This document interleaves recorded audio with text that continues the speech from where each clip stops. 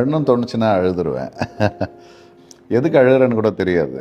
பாஸ்ட்டை நினச்சோ, இல்லை ஃப்யூச்சரை நினச்சோ, இல்லை ஏதோ ஒரு நபரை நினச்சோ, எல்லாத்துக்கும் அழுகிற ஒரு சுச்சுவேஷன் ஆகிடும்.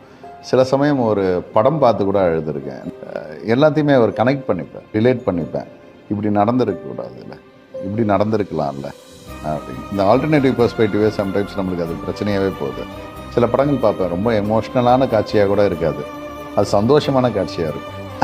அந்த சந்தோஷமான காட்சியை பார்த்து நம்ம ஆக்சுவலாக சிரிக்கணும். சம்டைம்ஸ் நம்ம அதை பிரேக் ஆகி அழுதுருப்போம். அப்புறமா யோசிப்பேன், இது ஆக்சுவலாக சந்தோஷமான காட்சியாச்சு, இதில் நீ ஏன் அழுத அப்படின்னு. பிகாஸ் அந்த ஒரு கனெக்டிவிட்டி பாயிண்ட் இருக்குல்ல. வே யூ ஃபெயில், நீ எங்கே தோத்த, ஏன் சந்தோஷமான காட்சியை பார்த்து நீ அழுத அப்படின்னு யோசித்து பார்க்கும்போது அந்த சந்தோஷத்தை நீ மிஸ் பண்ணுற, அதனால் அழுத. ஸோ அழுகிறதுக்கெலாம் நம்மளுக்கு காரணங்கள்லாம் தேவையில்லை.